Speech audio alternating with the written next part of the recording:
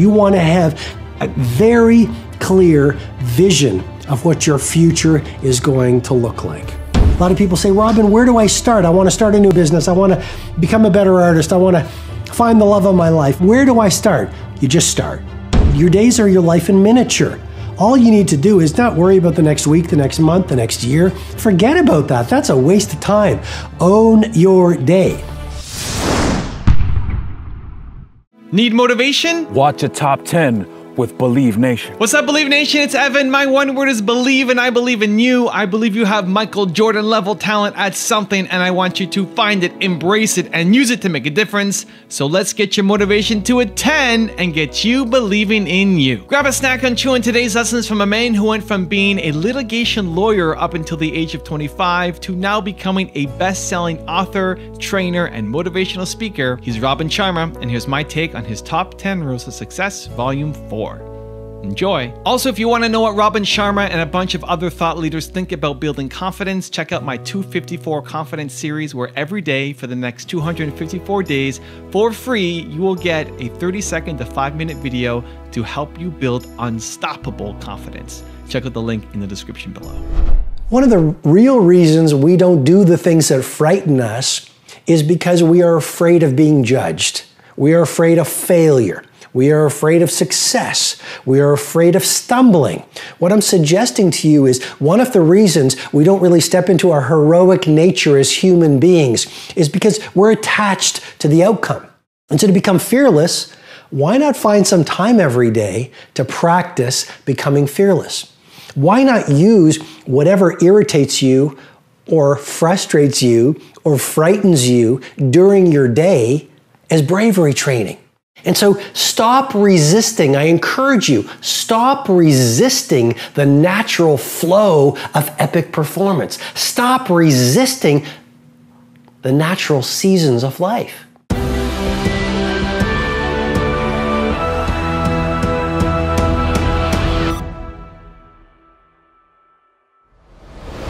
Okay, let's kick it off with rule number 1, my personal favorite: lead thyself.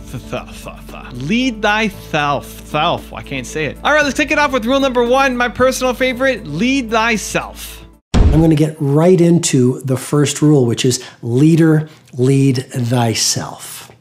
So leadership is not just for CEOs. Leadership is not just for prime ministers and presidents and people with large bank accounts and massive offices. Leadership is not only an opportunity, but the responsibility of every man, woman, and child on the planet today. No matter what it is you do, whether you're a filmmaker, a startup entrepreneur, a manager of a corporation, a bread creator, or whatever it's called, a baker. I guess that'll be a baker.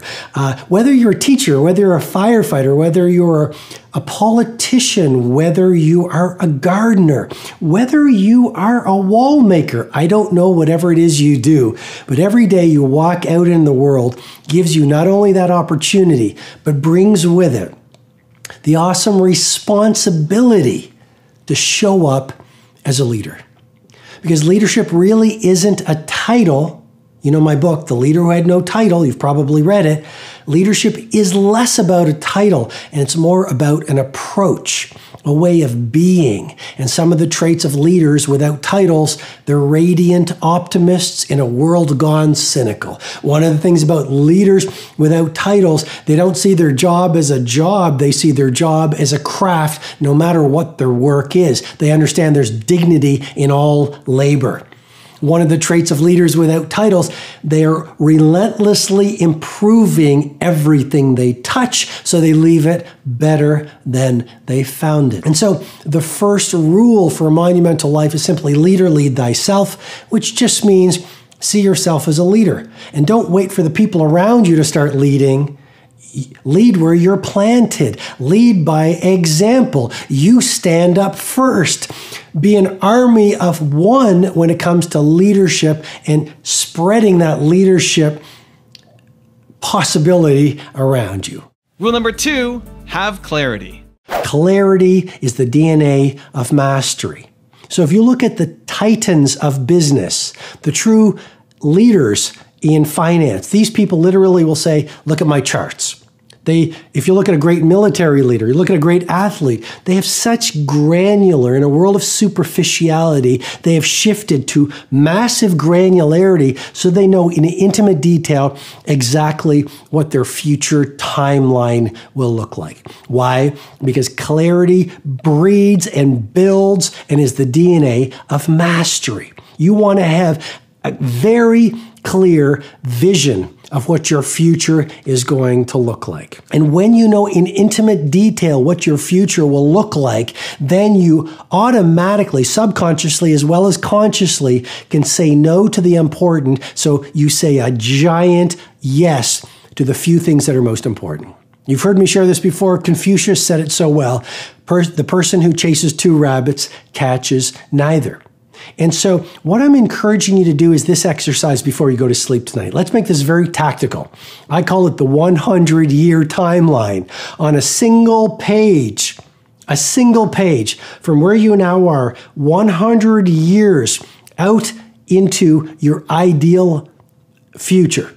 I want you every single milestone on a single line to say, here's where I now am. Here's what's going to happen next week, next month, next quarter, next year, 3 years, 5 years, 10 years, 25 years, 50 years, 75 years, 1 year, 100 years, until you have a 100-year timeline. On the other side of the piece of paper with crayons.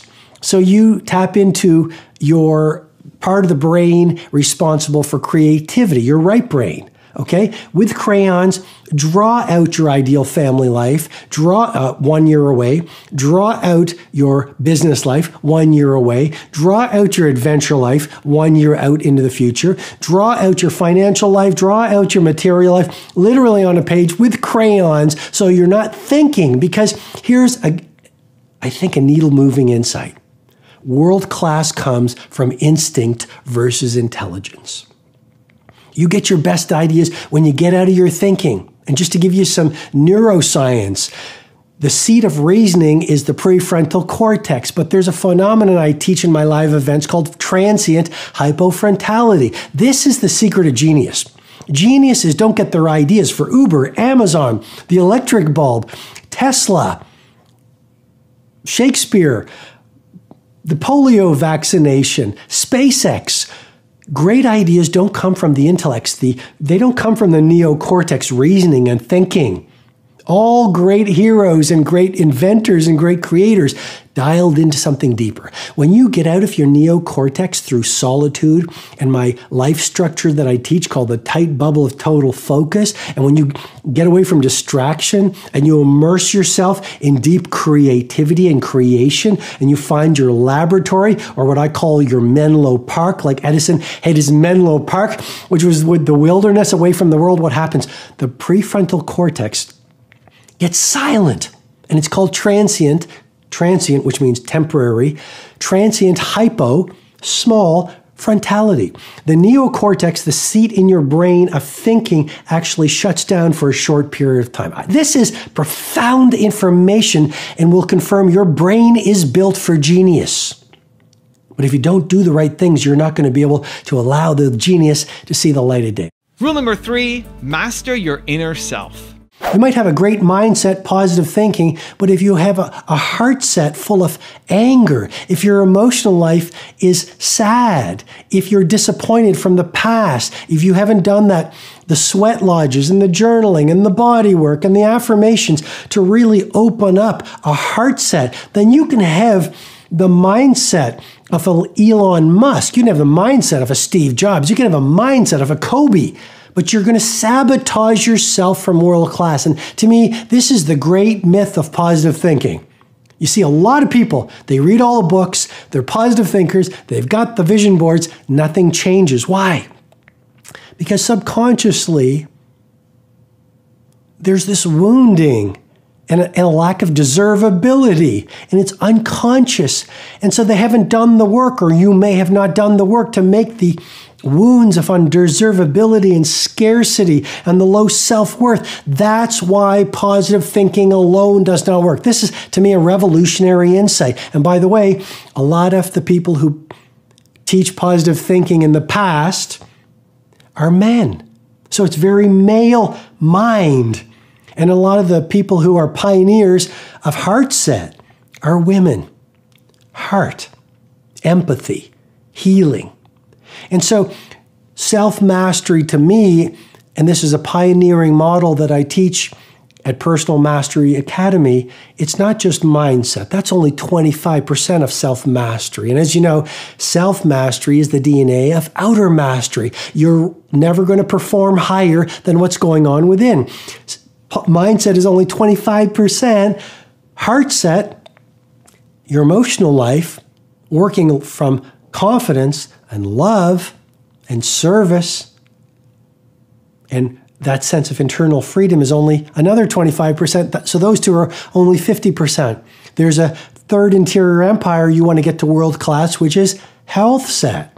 Working on your energy, your nutrition, your daily exercise, hacking your longevity, eating the right supplements, getting a massage every 2 weeks. You know my 2 massage protocol, doing your 60-minute nature walk every week so that your health set is at world class, but that's only 75% of the equation towards self-mastery. You can have a great mindset, great heart set, great health set, but if you haven't worked on your soul set, turning down your ego, you know what disease and what energy depletion is caused by your ego beating you relentlessly about you not being enough and seeing your industry peers succeeding and you feel insecure and irritated and angry and jealous?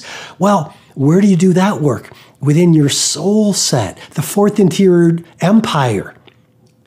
And as you do that, you turn down the ego and you open up your humanity and you open up your spiritual life and you become more soulful. And then you release work that is artistry versus just to win in the next few months. When you literally give your life over to a mighty mission that is larger than your ego, and you literally start to see your work as a ministry for the benefit of humanity. And if you're an artist or an entrepreneur or CEO, manager, or coder, a doctor, a firefighter, but literally, if you saw your work as your poetry and your artistry, and you were on a mighty mission that was larger than even your ego and yourself, what would the caliber of your output be? Rule number 4, to thine own self be true. Rule number 4, to thine own self be true. You're going to say, Robin, that sounds sort of familiar. Of course, it's Shakespeare. To thine own self be true. You know, Oscar Wilde said it so much more elegantly than I ever could. He said, be yourself. Everyone else is taken. You know, Jack Welch, when he was at General Electric, one of our clients, GE, he said, never lose yourself on the way to the top. Wow, what amazing advice for you and me. Never lose yourself on the way to the top. To thine own self be true. Never betray your authenticity. Never lose your boots on the groundedness. And so to thine self be true means as you make your rise to legendary, don't forget what makes you great. Hard work, humility, serving your customers, working on your craft, playing the long game, understanding the genius takes decades versus good genetics. Rule number 5, just start. The bow too tightly strung is easily broken, says one of the Proverbs. Balance is a gorgeous thing. So be monomaniacal in your execution around your high-value targets, your HVTs, your mission plan, but also build in some rewards. And that's going to send a gorgeous message to your conscious and your subconscious mind that, hey, this daily practice of execution around my deliverables is a beautiful thing.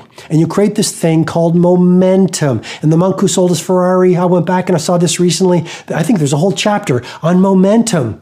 And you become like this. I love skiing. You start off small, but as you go down the slope, you pick up momentum. A lot of people say, Robin, where do I start? I want to start a new business. I want to become a better artist. I want to find the love of my life. I want to be a world-class creative. I want to multiply my financial life. Where do I start? You just start.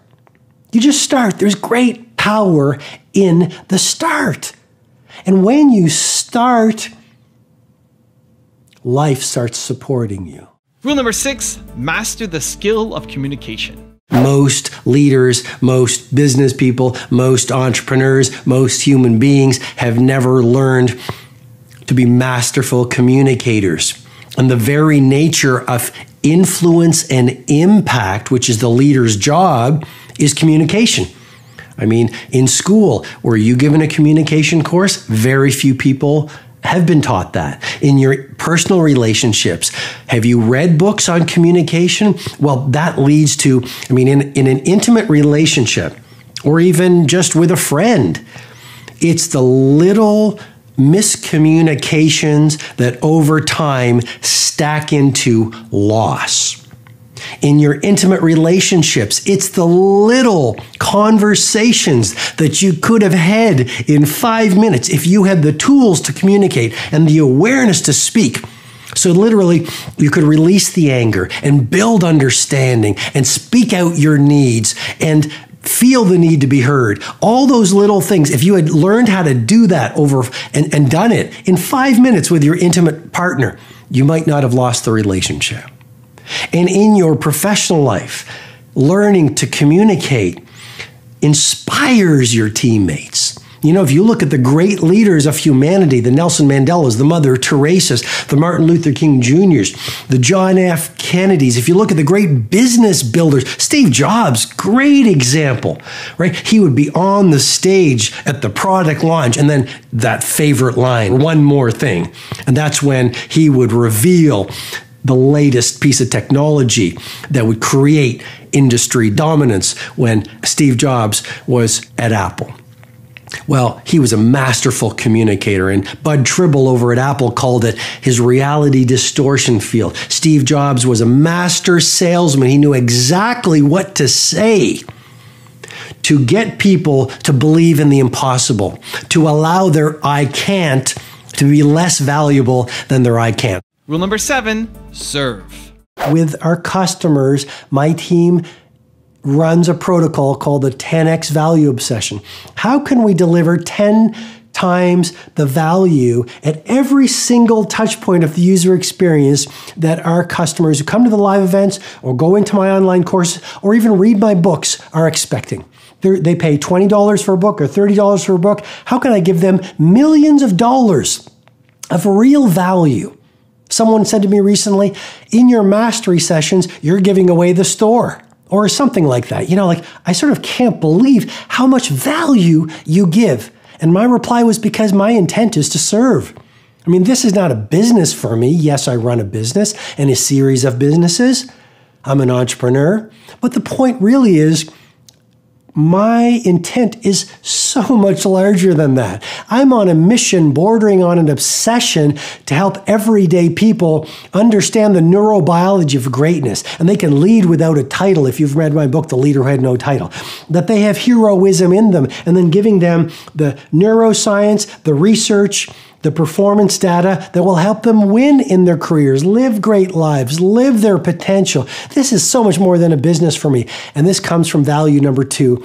I see this as a movement, a sense of community, a sense of giving, a sense of helping you fortify the genius within you in a very difficult world. So you say, Robin has given me thousands of ideas in these free mastery sessions that I can choose to act on every day to go out there and fireproof my heroism so I can do great work that wows the world, do great things for my family, and leave an impact on history that stands the test of time. And if I do that in my own way, then I've served you and I've done my job well. Rule number 8, get great at your craft. 8th rule for a monumental life is get great at your craft. Look, you have a gargantuan competitive advantage because most people are caught up or card-carrying members. And I say this with respect, but it's reporting reality. Most people in the world right now in business are card-carrying members of the cult of mediocrity. In a previous episode, and I share this in my leadership presentations, I believe the world today is suffering. And that word, I'm choosing it consciously and carefully, from the collective deprofessionalization of business. A little while ago, I was in an airport. There was an elevator repairman, and he had his boombox cranking out hard rock. Well, that's fine, but he's at work. He's not at home. I go into a store these days. There are people listening to music out loud when they should be taking care of customers. You walk into an airport and you see people behind the desk or whatever, rather than being pros, owning the game, you literally see them chit-chatting or, again, looking at videos of dancing cats and people riding bicycles off the roofs of their houses. You know what I'm talking about. I call it the collective deprofessionalization of business. Very few people, relatively speaking right now, say, this is my craft. I've got to be a pro. I've got to study the audiobooks that relate to my game. I've got to find mentors. I've got to read the books. I've got to practice like Federer or Serena Williams or Muhammad Ali used to practice. You know what Muhammad Ali once said? He said, I hated every single one of those early morning runs, but I loved the idea of being champion of the world. Rule number 9, own the day. And then before you go to sleep, ask yourself this question. Did I live out my plan for today? Your days are your life in miniature. All you need to do is not worry about the next week, the next month, the next year. Forget about that. That's a waste of time. Own your day. Your days are your life in miniature. As you live each day, so you craft the rest of your life. And the days slip into weeks, the weeks become months, the months become years. Before you know it, you've lived a legendary life because all you did was dial into gorgeous, brilliant, productive, creative, loving, healthy, soulful days. Your days are the pockets and instruments of genius. Get those right, your life will take care of itself. And rule number 10, the last one before a very special bonus clip, is honor the genius within you. Don't live your life on the outside to fill these holes on the inside that you haven't filled. Start the interior work of self-mastery to fill the holes so your mindset, heart set, health set, and soul set are full. And then you'll feel joy when you wake up every morning. And you'll work not for the money, but for the meaning. And you'll create with a fire in your belly that will make you undefeatable. It's not because you're pursuing income, it's because you're pursuing impact and craft and love of you honoring the genius within you. Do you see what I'm referring to? Your outer life, you still might work hard. I love working hard. I love it. But I'm not doing it for the money. I'm doing it because of who I am. I have to write. I have to serve. I have to use the rest of my life to be an instrument of impact for as many people as possible.